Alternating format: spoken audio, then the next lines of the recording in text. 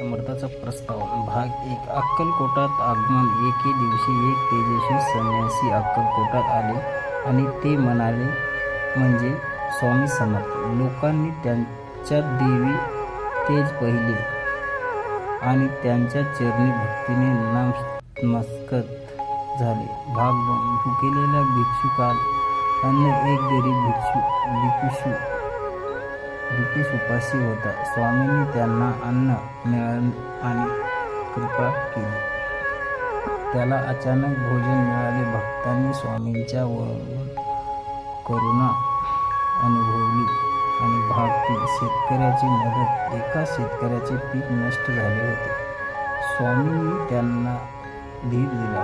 पुढच्या वर्षी पीक भरपूर आले. भाग 4 आजारी मुलगा बरा. एका आईचा मुलगा खूप आजारी होता.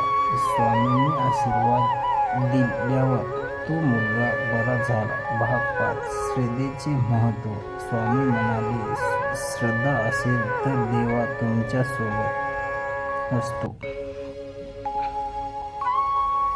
भाग 6 गरीब भक्ताची परीक्षा. एक गरीब भक्त रोज स्वामींना नमस्कार करायचा. स्वामींनी त्यांची परीक्षा घेतली पण त्यांची भक्ती अढळ होती. भाग 7 अहंकाराचा नाश. एक श्रीमंत माणूस अहंकाराने स्वामींना भेटायला आला. स्वामींनी त्याला नम्रतेचे महत्त्व शिकवले. भाग 8 भक्ताला मार्गदर्शन. एक तरुण आयुष्यात गोंधळलेला होता. स्वामींनी त्याला योग्य मार्ग दाखवला. भाग 9 संकटातून सुटका. एक भक्तावर मोठे संकट आले. स्वामींच्या नावाने प्रार्थना केल्यावर त्यांचे संकट दूर झाले. भाग 10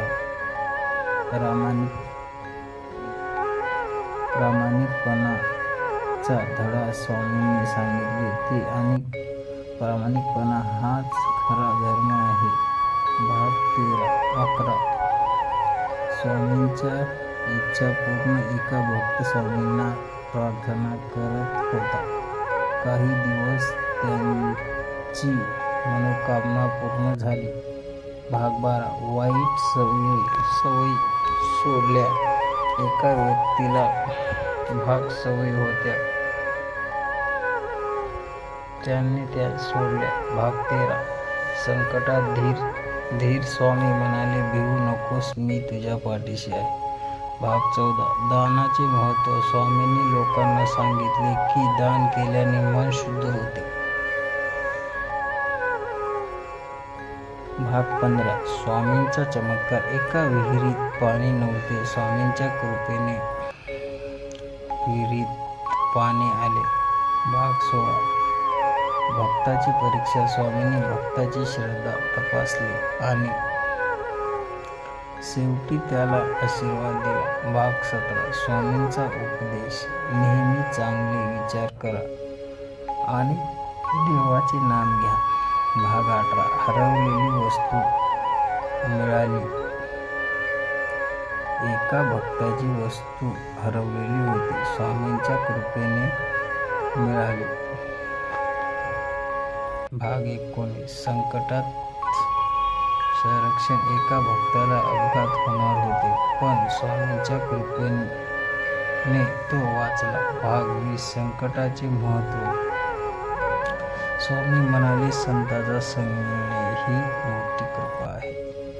भाग 21 भक्तीची शक्ती. भक्तीमुळे माणूस संकटावर विजय मिळवतो. भाग 22 स्वामींनी करुणा. स्वामी नेहमी गरीब आणि दुःखी होते म्हणून मदत करत. भाग 23 नाम स्मरण. श्री स्वामी समर्थ या नामाचा जप केल्याने मन शांत होते. भाग 24 स्वामींची आशीर्वाद. स्वामी कृपेने अनेक लोकांचे जीवन बदलले.